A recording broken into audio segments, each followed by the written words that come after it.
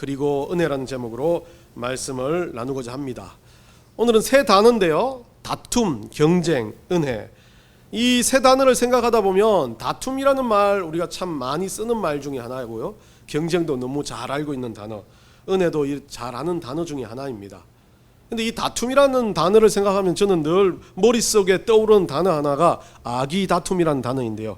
이 아기 다툼이라는 단어가 어디서 나왔는지 궁금해서 한번 찾아보니까 이 아기라는 단어는 여러분들이 잘 먹는 생선 아기이기도 한데 원래 여기서 불교 용어에서 나왔던 단어라고 합니다. 아기는 생선이기도 하지만 이 인간들이 죄를 지어서 떨어지는 아기도에 떨어지는 인간들을 이야기하는 건데, 이 인간들이 이 물질적인 탐욕 때문에 죄를 짓고 그 어떤 문제를 일으켰던 사람들이 환생한다라고 해서 이 사람들을 악이라고 말하는 건데, 주로 이 악이라는 사람들은 먹을 것이나 재물을 관련되어 죄를 짓거나, 이 불교에서는 스님을 모독했거나 동물을 학대하는 일들에 의해서 아기가 된다고 합니다. 이 아기는 몸이 앙상하게 마르고 배가 불룩하게 생긴, 여러분들 물고기 아기와 비슷한데요. 그래서 이 아기의 모양 그대로 이 목구멍은 작은데, 이 바늘구멍처럼 작은데 음식을 삼키지 못하는데, 늘 음식이 삼키지 못하니까 굶주림에 취해 있는, 그런 괴로워하는 그런 모습의 아기. 그리고 그러다 보니까 음식을 못 먹다 보니까 성질이 날카로워지고, 또 음식을 못 먹다 보니까 신경질적으로 누군가만 보면 싸우기 시작하는 그런 존재를 아기라고 말하며, 그들이 싸우는 형태를 아기 다툼이라고 말을 합니다. 불교에서 유래된 용어 단어인데, 이 단어를 잘 보면 우리 그리스도인들도 적용이 됩니다. 우리는 늘 언제나 남들을 사랑하고 돌아보자, 자비와 양성과 절제와 같은 성령의 열매를 갖고 살아가라고 이야기하는 사람들인데, 우리들의 삶을 보면 늘 이기적입니다. 교회 중심적이고 개인 중심적이고, 보면 그리스도인들이 이타적인 경우가 참 많이 없습니다. 오히려 다른 종교들이 더 이타적인 경우가 참 많이 있습니다. 근데 정말 기독교인은 이기적인 게 아니라 이타적인 게 중심인데, 우리는 참 이기적으로 바뀌다 보니까 우리도 우리 욕심만 채우는 아기와 같은 인생을 사는 건 아닌가 말을 해봅니다. 이기주의라는 말 제가 참 많이 쓰지만, 이 이기주의가 처음부터 이기주의는 아닙니다. 사람은 다 이기적일 수밖에 없습니다. 자기만 생각할 수밖에 없고, 자기 생각으로부터 뭔가 발전이 되어갈 수밖에 없습니다. 그런데 이 이기심이 도를 넘고 어느 순간 이기심이 너무 심각해지는 순간 욕심이 되고, 그 욕심이 장성해서 죄가 되어버리는 겁니다. 사도 바울도 말합니다. 이것들이 크면 사망이 되어진다라고 말을 합니다. 자신의 욕심에 가득 찬 사람이 아기처럼 아기 다툼을 하고 살아가는 그 현장들, 우리는 어찌 보면 우리도 그 현장에 대해서 자유로울 수 없습니다. 우리는 늘 언제나 아기 다툼처럼 우리 인생을 살아가고 있는지 한번 생각해 봐야 될 것 같습니다. 요 주중에 이사를 하는데, 이사를 하다 보니까 여러 가지 할 일이 많습니다. 그래서 이사하다가 제가 바빠서 좀 여러 가지 일들을 못하고 그냥 돈 내는 걸 까먹었습니다. 그 아파트 관리하시는 분이, 관리센터에 있는 여성분이 한 달 전에 전화가 와가지고 이야기를 해줬는데, 제가 까먹고 있었는데 그날 이사하는 아침에 일찍 전화가 왔습니다. 이것저것 해가지고 좀 돈을 내라라는 요지죠. 결국 청구서를 보냈으니까 돈을 내라는 겁니다. 그래서 저도 이제 그 이사하다 급하다 보니까 그분이 이야기를 계속 하는데, 저도 이 일에 급해가지고 알았다 하니까 이분이 좀 기분이 나빴는지 모릅니다. 근데 청구서가 날라와서 이분이 조금 내가 너무 말을 잘못해서 말을 좀 너무 매몰차게 끊어서 그분이 그러더라고요. 자기 말 좀 합시다. 그래서 제가 잘못했나 해서 빨리 돈을 붙였습니다. 돈을 붙이고 나서 잠깐 그 이사하는 분들이 쓰레기 봉지가 필요하다 그래서 차를 타고 쓰레기 봉지를 사가지고 집으로 들어가는데 차가 막혀 있는 겁니다. 그분이 기분 나빠서 그랬는지 모르겠지만 아침 9시 반 이사하는 날인데 제 차를 돈 내는과 동시에 제 차를 그 아파트에 출입 못하는 일반 차량으로 바꿔버린 겁니다.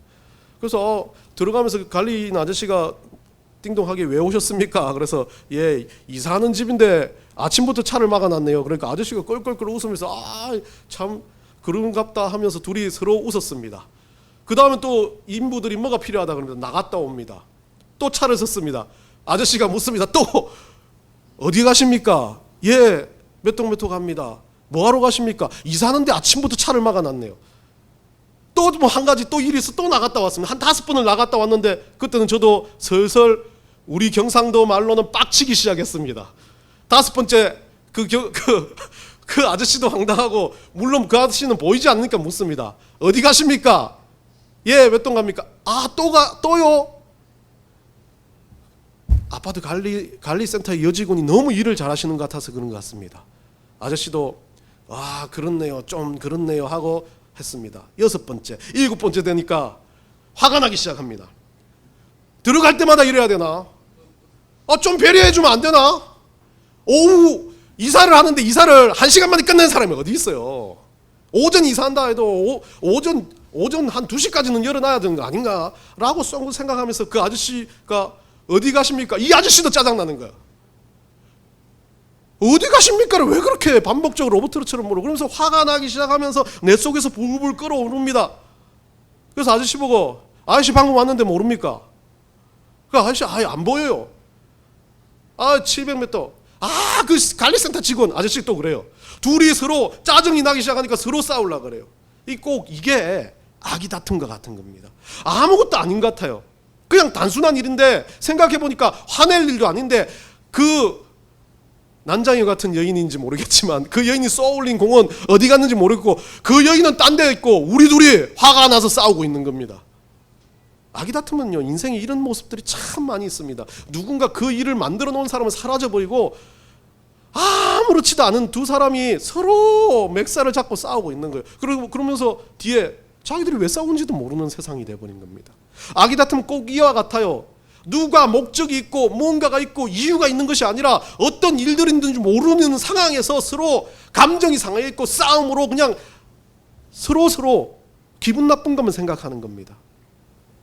우리 인생을 살다 보면요, 스스로 불편하다는 것을 누적하기 시작합니다. 그러다 보면 내 불편을 만들었던 사람이 누군지도 모릅니다. 대상이 어떤지도 모르고 그 사람한테 그냥 쏘아붙이고 그냥 그 사람과 싸움을 시작합니다. 그러면 당하는 사람은 어떻습니까? 왜 내가 당하다 하고 또 싸우기 시작합니다. 짜증을 만들고 서로에 대해서 자기의 잘못된 감정을 증가시키면서 그때부터 뭐가 시작됩니까? 아기 다툼이 시작됩니다. 이유도 없고 목적도 없습니다. 그 싸움의 결론도 없습니다. 그냥 서로 짜증나니까. 이 더운 여름 더 그렇습니다. 뭐 하나만 가지고도 짜증납니다. 뭐 하나만 가지고도 더우니까 힘들어합니다. 그러다 보니까 서로의 조금이라도 배려한 마음이 사라지고 이기심이 생기기 시작하는 순간부터 이 싸움은 시작된 겁니다. 어쩌면 이 아기 다툼이라는 어원이 불교에서 나오는지 모르겠지만 우리 그리스도인들은 이 아기 다툼을 하지 않기 위해서 얼마나 우리 성령을 붙들고 간절히 노력해야 되겠습니까? 우리는 분노하고 짜증나고 어려울 때마다 우리는 다시 한번 생각해 봐야 됩니다. 나에게 은혜 주시는 우리 주님을, 나에게 이것을 평강으로 넘기게 하시는 우리 주님을 한번 바라볼 수 있어야 된다는 겁니다. 경쟁이란 단어는 다툼과는 좀 다릅니다. 다툰다는 건 목적 없이 그냥 서로 화가 나서 다투는지만 경쟁은 주어진 목표가 있습니다. 그래서 이 목표를 이루기 위해서 서로 개인이나 단체가 그것을 가지고 경쟁을 한다 그럽니다. 그런데 말이 경쟁이지 경쟁도 극단적인 이기심에 쌓이면 경쟁이 아니라 다툼이 되어버립니다. 이 경쟁도 처음부터는 좋은 말로 경쟁이지만 서로 경쟁하게끔 만들어 놓으면 어느 순간 서로 이기려고 다툼이 되고 그 다툼이 죄가 되고 죄가 사망이 된다는 논리가 우리 성경의 논리입니다. 야고보서 1장 14절 15절 한번 읽어봅시다. 우리 다 같이 읽습니다. 시작. 오직 각 사람이 시험을 받는 것은 자기 욕심에 끌려 미혹됨이니 욕심이 잉태한 적 죄를 낳고 죄가 장성한 적 사망을 낳느니라. 다른 말로 하면 이 야고보가 하는 말은 그거예요. 각 사람이 처음은 유혹이라는 거예요. 뭔가 이거 내 이기심으로 뭔가 이거에 대해서 유혹이 된다는 겁니다. 근데 그 유혹에서 조금만 더 양념을 치면 이게 욕심이 되어버립니다.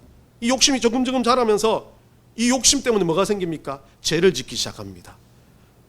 내 욕심이 생기니까 누군가를 낮춰보기 시작하고, 내 욕심이 생기니까 누군가 나한테 조금 잘못하면 저 사람 잘못됐다라고 이야기합니다. 특히 우리 많은 사람들이 많이 하는 것 중에, 자기도 모르는 채 하는 것 중에 남 이야기합니다. 남 이야기하다 보면, 남 이야기하다가 어느 순간 그 사람 부러워져요. 질투가 나요. 그러면 욕심이 좀 생기니까 그때부터 뭐를 집어였습니까? 조미료를 칩니다.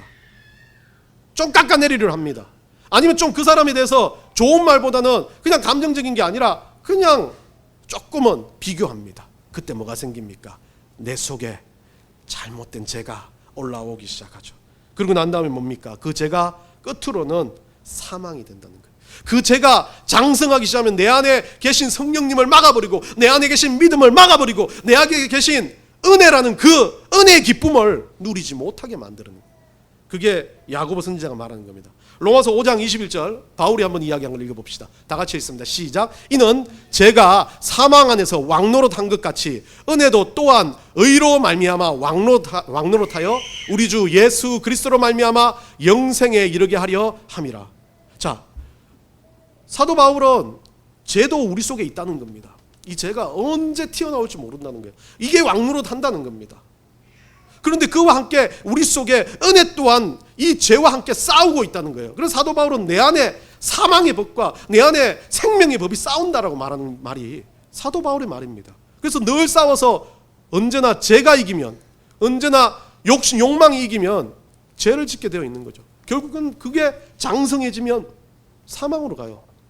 그런데 내 안에 은혜의 법이 이기기 시작할 때, 은혜의 법이 그것을 다 누르기 시작할 때, 그때는 영생을 누릴 수 있다는 겁니다. 오늘 본문은 이 경쟁, 다툼, 그리고 이것과 연결하여 우리 가운데 은혜가 무엇인지를 알려주는 장면입니다. 사도행전 우리가 앞쪽에 보면 1차 선교 여행 끝나고 난 다음에 이야기를 좀 했었습니다. 1차 선교행 잘 끝냈고 그 선교 여행의 마무리 부분 돌아와서 어떤 일들이 생겼냐면 이방인 선교하는 문제가 생겼습니다. 이방인들이 뭐라고 합니까? 이방인 중에 유대인 중에 하나가 예수 그리스도를 믿는데 모세의 율법대로 그들이 뭐 합니까? 그 율법대로 할례를 받은 사람들만 구원을 받는다라는 거죠. 그 율법대로 행하는 자들만. 근데 그게 아니다라는 거죠. 이방인들 모두에게 구원을 받을 수 있는 자격이 있다. 예수 그리스도로 인해서. 그로 인해서 뭐가 열렸다고? 예루살렘 공의회가 열렸습니다. 그 공의회 지금 바나바와 사도 바울이 참석하고 난 다음에 그 공의회에서 베드로가 했던 설교 때문에, 베드로가 했던 선포 때문에 많은 공의회 사람들이 그래 이제 이렇게 땅 만들자라고 한 게 이방인들 모두가 구원을 받는 거다. 예수 그리스도를 믿기만 하면 구원을 받는다는 그 구원의 역사가 일어났습니다. 신학적인 엄청난 큰 논쟁이었습니다. 그 시기에는 가장 강렬한 논쟁이었어요. 뭐 잘못하면 모두가 이단이 될 수 있는 상황이 될 수 있는 그런 초대교회가, 그런 상황에서 진짜 복음대로 그 공의에서 정확한 논리를 가지고 베드로가 이야기했고, 그로 인해서 이제 변화가 일어나기 시작했습니다. 이제는 복음의 탄력을 받고, 이제 베드로나 바나바나 바울 같은 이런 초대교회 제자들이 얼마나 이제 뜨거워졌겠습니까? 열심을 내서 복음을 전하기 위해서 이제 준비를 하는 그런 상황이 된 상황에서 이제 완벽한 좋은 상황이 된 상황에 36절이 시작됩니다.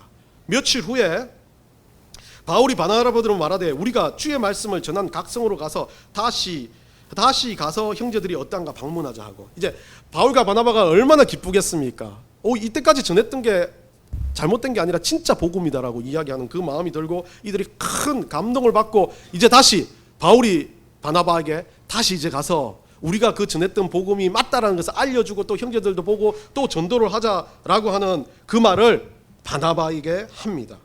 중요한 건 우리가 주의 말씀을 전한 각성으로 다시 가서라는 거죠. 바울은 다시 가자는 겁니다. 뭐가 시작되는 겁니까? 다시 이제 그들을 돌아보고 그들 가운데 다시 가서 또 전도를 하자는, 다시 이제 사역을 시작하자는, 다시 시작하는 리스타트의 개념을, 다시 하자는 개념을 지금 바울이 바나바에게 이야기를 하고 있습니다. 2차 선교 여행의 출발입니다. 결국 다시 복음이 태동되고 이 복음으로 전했던 그 모든 일들이 제대로 된 거다. 확고한 능력을 가지고 이제 2차 선교 여행을 하자라고 준비를 합니다. 그래서 중요한 겁니다. 여기서 37절입니다. 우리 다 같이 한번 읽어봅시다. 37절 다 같이 읽습니다. 시작. 바나바는 마가라 하는 요한도 데리고 가고자 하나. 여러분도 한번 기억하시죠? 앞쪽에 1차 전쟁 구부로 섬 끝나고 난 다음에 육지로 들어갔을 때 그 1차 선교여행 중반쯤에 마가는 어땠습니까? 얼마나 몇 가지 제가 요소를 이야기했었는데, 마가라는 마가 다락방을 대여했던 부잣집 아들이었던 마가는 너무 선교여행이 힘들었을 겁니다. 자기하고 맞지가 않아요. 육체적인 고통도 심하고 자기는 살아왔던 환경이 너무나 풍요로웠는데 그것도 견디지 못했을 거고, 또 바나바가 2인자처럼 바뀌는 모습도, 자기 삼촌이 2인자처럼 바뀌는 모습도 좀 기분이 나빴을 거고, 여러 가지 마가에 대한 이야기를 했었습니다. 그런 이야기에서 마가가 중도 하차를 하는 거죠. 예루살렘 돌아갔습니다. 그런데 2차 성경이 시작하자 바나바는 또 자기 조카를 데리고 가자라고 이야기를 하고 이 이야기를 하는 장면입니다. 이제 선교가 다시 시작되고 불이 붙는 상황이죠. 얼마나 뜨거운 사장이 뭔가 으쌰으쌰 새롭게 시작하자는 상황에서 이제 또 설 끼워 넣기도 같은 느낌으로 이 마가를 같이 갔으면 어때라고 바나바가 바울에게 이야기를 합니다. 38절입니다. 38절 한번 읽어봅시다. 시작. 바울은 밤빌리아에서 자기들을 떠나 함께 일하러 가지 아니한 자를 데리고 가는 것이 옳지 않다 하여. 자, 이게 쉬운 말 같지만 바울은 우리가 생각하는 것만큼 그렇게 자비로운 사람은 아닙니다. 아주 원칙적이고 아주 강렬한 사람이죠. 이분이 하는 이야기는 뭐라고 있습니까? 뭐라고 되어 있습니까? 우리와 뭐라고요? 자기들을 떠나 함께 일하러 가지 아니한 자, 함께 일하러 가지 아니한 자. 이것을 헬라 번역 그대로만 시네르코마이라는 단어를 쓰고 있는데, 이 시네르코마이는 한 마음이 아니다. 얘는 딴 마음을 품었다. 얘는 나와 같은 마음을 가진 사람이 아니다라는 거죠. 다른 말로 하면 얘는 나와 같이 복음을 사랑하고 예수 그리스도를 따르는 자가 아니다라 할 정도로 강렬하게 이야기하는 겁니다. 물론 예수를 믿지 않는다라는 개념보다는 여기에서는 사역, 같은 뜻이라는 거죠. 근데 같은 뜻은 복음을 향한 뜻입니다. 근데 한 번의 실수로, 한 번의 누락으로, 자기의 육체적인 것, 잘못된 것, 한 번의 죄 때문에, 한 번의 이기심, 유혹 때문에 실패를 한 걸 사도 바울은 그 사람은 절대 안 된다라고 이야기하는 거죠. 성향적으로 봤을 때 바나바라는 인물은 상당히 따뜻한 사람 같아요. 바나바는 끝까지 구부러 서면서 선교도 하고 많은 사람들에게 칭송을 받는. 근데 바울은 따지고 보면 뭐 아니면 도였습니다. 그와 따르는 자는 상당히 원칙 중심의 사람이었어요. 일을 실수하면 안 되는 거예요. 그런 여러분들 위에 상관들이 있을 수도 있고 주변에 사람들이 있을 수 있지 않습니까? 뭔가 잘못했을 때 이 일에 대해서 옳고 그름을 따지는 사람. 옳고 그름을 따지고 난 다음에 그 일에 대해서 옳고 그름을 따지면 잘못되면 다 알고 있죠, 사람이 실수한 거.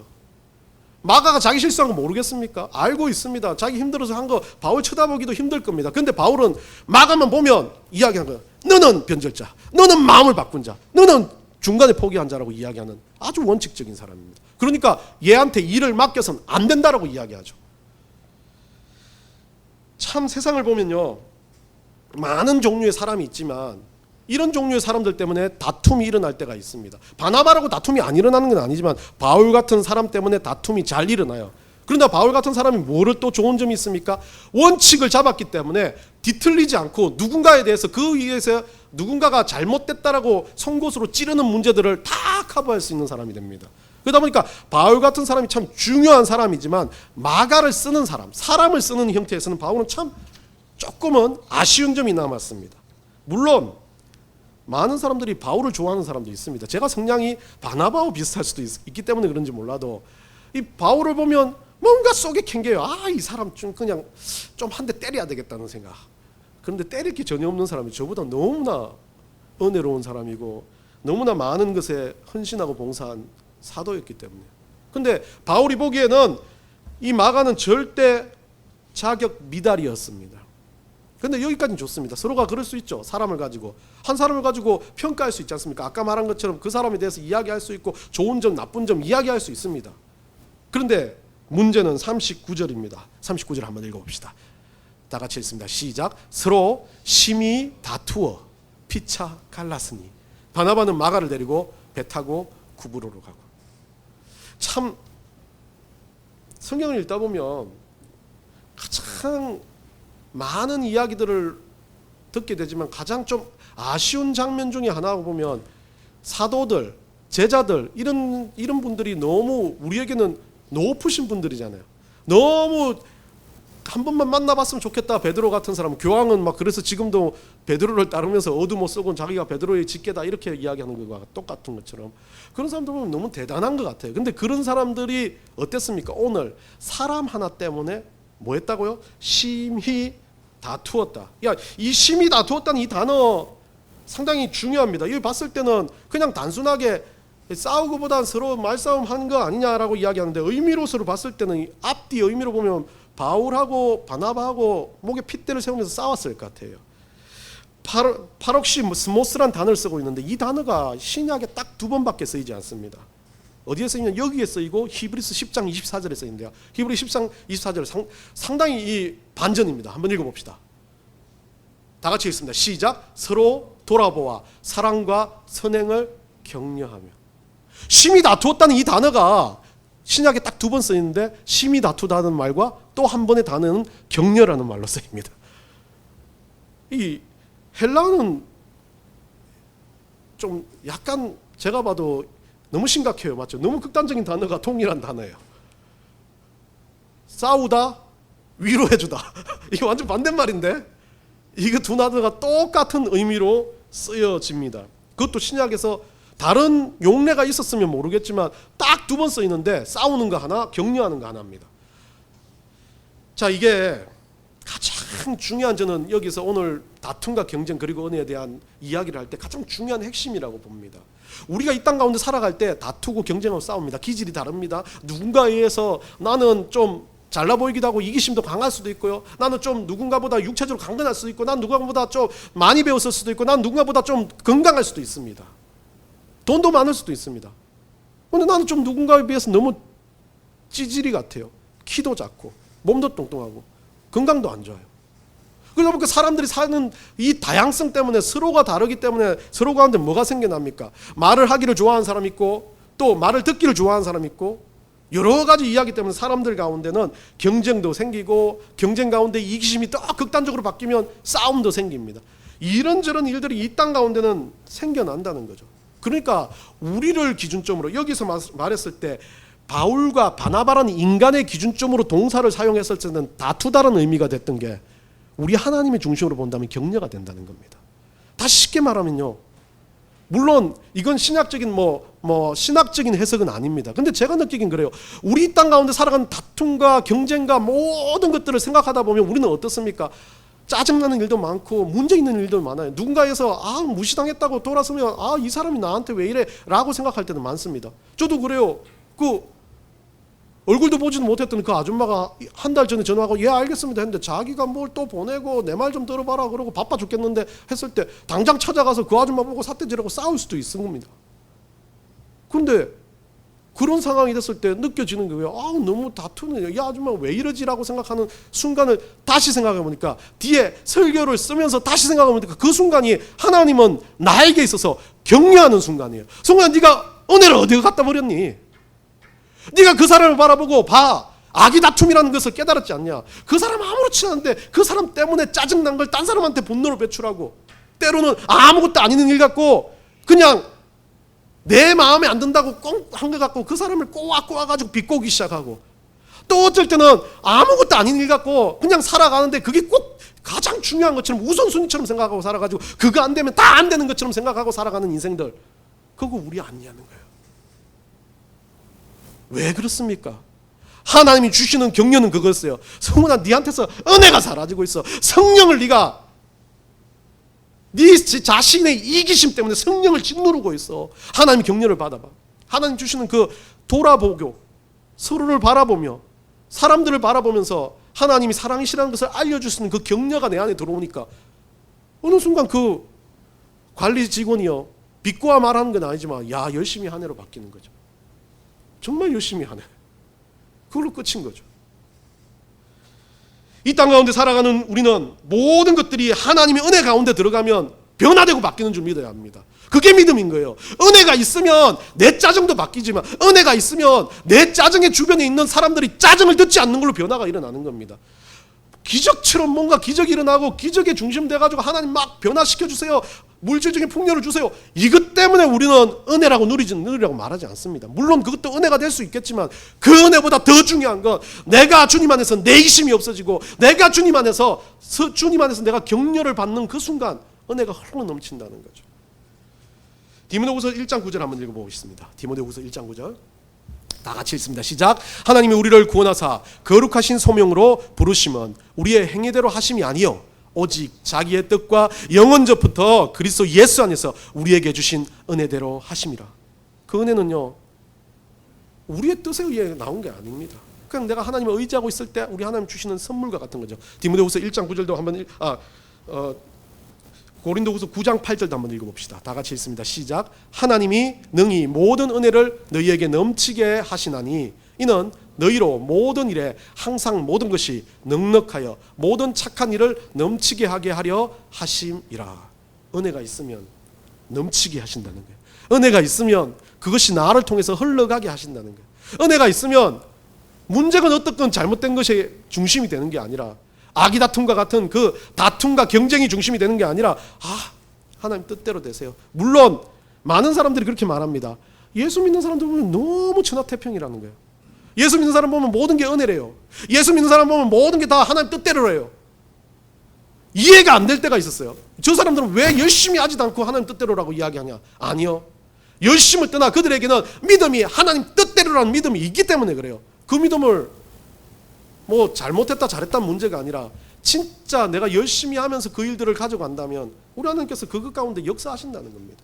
실패해도 성공해도 하나님께서는 실패와 성공의 개념을 보지 않아요. 돈과 모든 것을 개념을 보지 않는다는 것을 여러분과 늘 누누이 말하는 것은 우리 하나님은 이 땅 가운데 여러분들이 성공하라고 이야기하지 않습니다. 천국에서 성공해야죠. 영생을 누리는 게 성공인 거지. 이 땅 가운데 모든 것을 누린다고 성공했다라고 우리 하나님 이거는 제가 확실해요. 여러분 천국 가기 전에 하나님 앞에 물어보세요. 하나님 나 잘 살았어요. 나 성공했어요. 나 돈 많이 벌었어요. 나 지식 많이 받았어요. 그 땅 가운데서 열심히 살았어요. 우리 하나님 그거 가지고 야 누구야 성공했다고 절대 말하지 않아요. 우리 하나님 그것이 성공의 기준점이 아니기 때문에 그렇습니다. 자, 중요한 건 이제 그 다툼이 끝난 이후에 왜 이것이 격려가 되는지를 40절 41절에서 나옵니다. 근데 40절 40절 나오기 전에 사도 바울은 여기서 39절을 보면 원래 이 마가와 함께 구브로를 택했던 바나바는 끝까지 이제 마가와 행동을 합니다. 자기 의지대로. 40절에서는 바울은 누구하고요? 실라라는 사람을 택하는데요. 이 실라는 여러분들도 아마 16장에 가면 우리가 볼 거예요. 이 사람도 바울과 똑같은 로마 시민권자였습니다. 그리고 이 사람은 예루살렘 교회에서 조금 위치가 있는 그런 존재였을 거예요. 그러니까 바울 같은 경우는 이 실라를 원래 바울 서신에 있어서 디모데 고린도후서 데살로니가 전서 같은 전후서 같은 그 바울 서신에 있어서 공동 수신자로 이 실루기아라는 이름으로 실루아노라는 이름으로 넣을 정도로 이 실라를 아주 신뢰하고 사랑합니다. 그러다 보니까 이 실라 같은 경우는 상당히 중요한 인물고 영향력 있는 인물이었을 것 같아요. 그리고 많은 사람들이 이야기하지 않지만 이 실라라는 인물은 상당히 행정적이었던 것 같아요. 사도 바울이 뭘 하는 거에 대해서도 옆에서 엄청 보조를 잘하는 그런 존재였을 거죠. 결국 사도 바울과 죽이 잘 맞는 사람이었습니다. 그러면 바나바가 이 실라하고 있었으면 어땠을까요? 그렇게 재미없었을 겁니다. 왜냐하면 실라는 행정적인 사람, 바울과 맞는 사람이에요. 바나바는 누구하고 있어야 돼요? 마가하고 있어야 죽이 잘 맞는 거죠. 물론 다른 사람이 있을 수도 있겠지만 서로가 죽이 잘 맞는 사람끼리 자기 일들을 할 때 우리 하나님은 뭐라 그럽니까? 그 가운데서 격려가 나타납니다. 하나님의 은혜가 어떻게 40절 후반 한번 봅시다. 바울은 신라를 택한 후에 형제들에게 주의 은혜의 부탁함을 받고 떠났다라고 이야기한대요. 여기 주의 형제들은 안디옥 교회 교인들 같아요. 이 안디옥 교회 교인들이 은혜의 부탁함을 이들에게 줬다는 거죠. 결국 뭡니까? 바나바든 바울이든 싸우고 뭐 했던 것들을 다 떠나 은혜 가운데서 뭘 했습니까? 이들이 다시 한번 교회 공동체로부터 사람들로부터 이렇게 해주세요. 위임을 받고 위탁을 받고 교회 가운데 모든 하나님께서 교회에 주신 권한을 이들에게 넘겨가지고 그 은혜대로 어떻게 합니까? 선교를 떠나게 되는 역사를 보게 되죠. 다툼, 경쟁 이 모든 것들이요, 살아가다 보면 우리 가운데 부지기수로 일어날 수 있다는 겁니다. 그런데 거기에서 넘어지면 그것은 은혜가 아닙니다. 근데 거기서 넘어졌어요. 근데 하나님 주시는 은혜의 격려가 들어와요. 일어서 다시 한번 할 수 있어. 일어나 걸으라고 말해요. 그러면 그 하나님 손 붙잡고 일어서서 다시 한번 은혜 가운데 들어간다면 이것은 격려가 되는 겁니다. 사도 바울은 자기도 안 그랬을까요? 찜찜했을 겁니다. 사도 바울은 원래 날카로운 소리 잘하는 사람 아닙니까? 싫은 소리 안 하는 사람입니다. 돌려 말하는 사람 아닙니다. 돌려까기 절대 하지 않습니다. 직설적으로 말해버렸습니다. 그리고 돌아와서 사도 바울이 생각해봤어요. 내가 말을 잘못했나? 그래도 좀 말을 잘할 걸. 바나바는 어떻겠습니까? 에이, 굳이 내 조카인데 내가 마가를 딴 사람한테 보내고 좀 그렇게 했고 마가를 말 안 했으면 좋지 않겠. 서로 돌아가서 자기 자신을 돌아보면서, 서로 돌아보면서 뭐랍니까? 히브리서 말씀처럼 서로 돌아봐가지고 자기를 다시 한번 깨닫게 되는 거죠. 그때 뭐가 들어옵니까? 우리 가운데 우리 잘못을 알고 우리 문제를 알고 우리가 회개하는 역사가 일어나죠. 그때 뭐가 들어와요? 은혜가 들어오고 격려가 들어온다는 겁니다. 41절에서요. 41절 가기 전 로마서 14장 17절 한번 봅시다.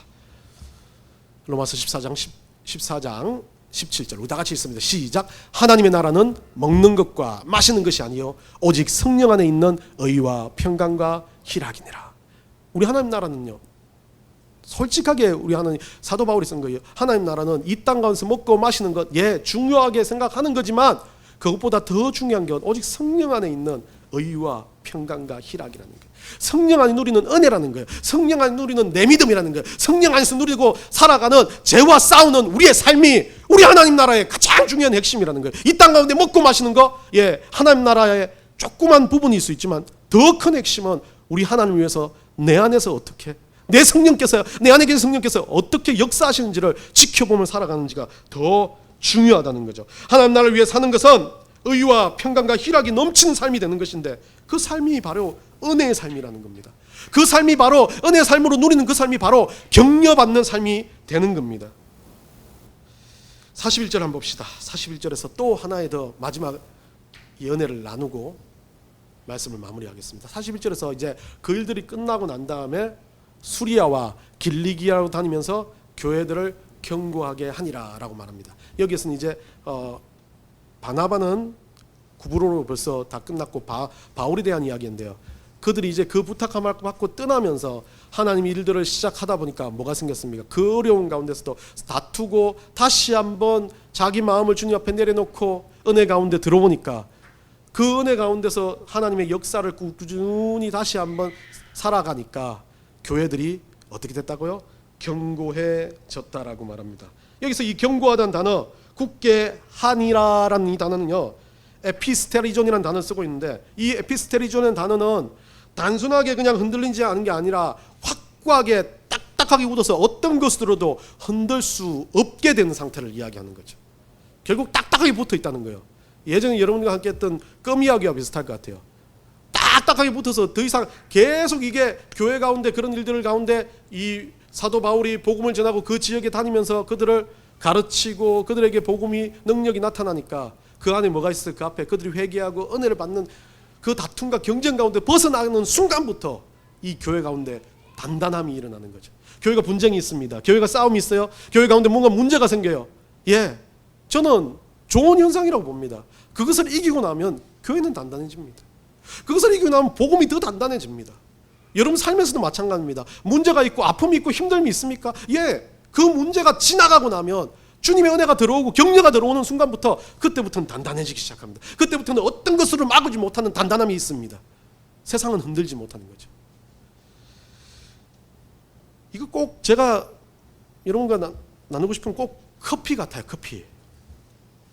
제가 밑에 커피를 자꾸 내리니까 그런지 몰라도 커피 내리기 위해서는 커피를 처음에는 막 갈아야 되지 않습니까? 원두를 갈아야 됩니다. 이 갈다 보면 이 간 것만으로 끝나지 않습니다. 이 원두를 어떻게 해요? 참 희한한 사람들이 희한하죠. 멀쩡한 원두를 갈아가지고 산산이 부서지게 만들어 놓고 또다시 뭉치게 만들어요. 꽉꽉 눌러가지고 꽉꽉 모아가지고 단단하게 만들어가지고 거기다 물을 쫙 쏘니까 에스프레소가 나오는 거죠. 그 커피를 보니까 그런 것 같아요. 단단히 그 원두로 있을 때는 어땠습니까? 여러분들 원두 봤어요? 원두로 보면 향기가 진하지가 않습니다. 그런데 어느 순간 이거를 갈아버리니까 향기가 막 엄청나게 퍼지죠. 그리고 거기에다 물을 뿌리는 순간 그 향기가 더 퍼져나가서 진동을 하는 거냐. 이거 똑같습니다. 교회 가운데 어떤 일들 가운데 여러분 상 가운데 다툼이 일어나고 경쟁이 일어나는 거 꼭 갈리는 거와 똑같아요. 원두 갈리는 거와 똑같습니다. 힘들어요. 아파요. 막 다 분해되는 것 같아요. 내 인생이 그냥 어디가 있는지 모르겠어요. 공중분해되는 거 가루가 된 것 같아요. 그런데 그 가루들이 은혜 가운데 모여서 밀집돼서 우리 하나님이 격려해 주심으로 꽉꽉 눌러놔요. 꽉꽉 눌러놔요. 단단해져요. 거기에 물이 들어와요. 그게 은혜 성령께서 쏟아부어주는 물이 들어오는 순간 나를 통해서 그 물이 복음처럼 흘러서 세상으로 나아가는 순간 어떻게 됩니까? 그 향기가 이루 말할 수 없을 정도로 퍼져나간다는 거예요.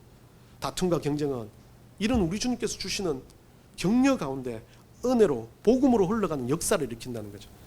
고린도후서 2장 14절 읽고 말씀을 마치겠습니다. 고린도후서 2장 14절입니다. 우리 다 같이 읽습니다. 시작. 항상 우리를 그리스도 안에서 이기게 하시고 우리로 말미암아 각처에서 그리스도를 아는 냄새를 나타내시는 하나님께 감사하노라. 그래서 우리를 바울은 그래요. 이것 때문에 우리를 이기게 하신다고요. 이건 세상에서 싸움에서 이기는 거, 다툼에서 이겼다는 이김이 아닙니다. 이것은 우리 하나님 주시는 격려 가운데 우리가 그리스도의 냄새를 나타내기 시작하는 순간부터 우리는 이기기 시작했고 하나님 나라의 백성으로 출발하기 시작한 거고, 마지막 그 하나님 나라의 그 자리에 섰을 때 우리 주님은 우리를 보면서 그렇게 말할 거예요. 착하고 충성된 종아 수고했다라고요. 그게 바로 우리에 있어서 세상 어떤 것과 바꿀 수 없는 가장 큰 은혜라는 것을 기억하시고 한 주를 살아드리기를 간절히 축원합니다.